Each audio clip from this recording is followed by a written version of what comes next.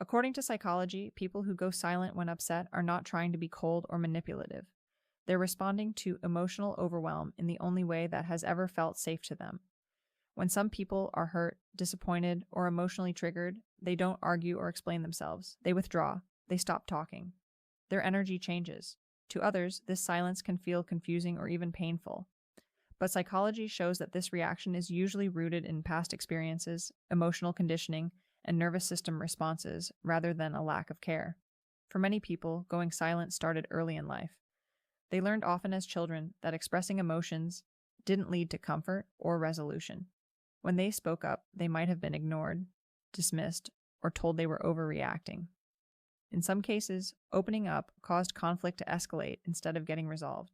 Over time, their brain learned to associate emotional expression with danger, rejection, or disappointment. Silence became the safer option. As adults, this pattern continues automatically. When something upsets them, their mind remembers that talking didn't help before. So instead of explaining how they feel, they shut down. It's not because they don't have thoughts or emotions. It's because their system has learned that staying quiet reduces emotional risk. According to psychology, silence during emotional stress is also closely tied to the nervous system. Not everyone reacts to conflict with fight or flight. Some people freeze.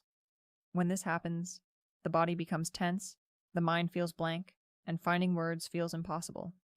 In that moment, silence isn't a choice. It's a physiological response. Their body is trying to protect them from emotional overload. This is especially common in people who have experienced emotional neglect, repeated invalidation, or unstable relationships. When emotions rise, their nervous system shuts things down to regain control. Talking feels overwhelming, but silence feels grounding.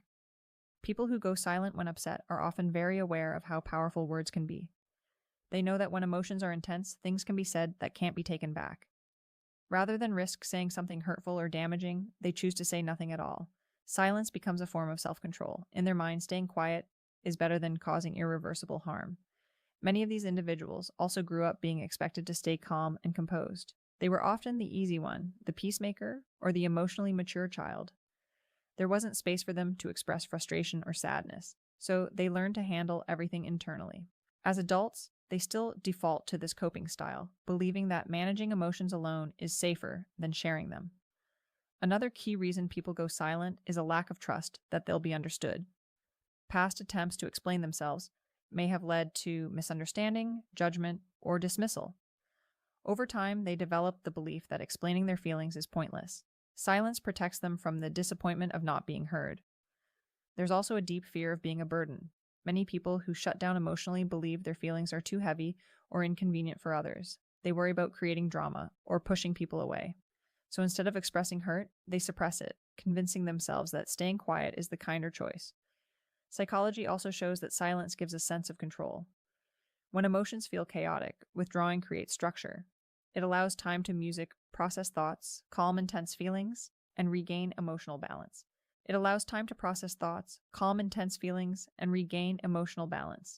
Talking in the heat of the moment feels unsafe, but silence feels manageable. However, silence is often misunderstood. To others, it can look like indifference or emotional distance. But in reality, many silent people care deeply. They don't want to hurt the relationship, escalate conflict, or be misunderstood. Their withdrawal is not a lack of feeling. It as an attempt to protect both themselves and the connection. The problem arises when silence becomes a long-term pattern. While it may offer temporary relief, unexpressed emotions don't disappear. They accumulate, leading to resentment, emotional distance, and a feeling of being unseen. Over time, this can damage relationships and leave the silent person feeling isolated. What helps someone who goes silent when upset isn't pressure or confrontation. Psychology suggests that safety, patience, and reassurance are far more effective.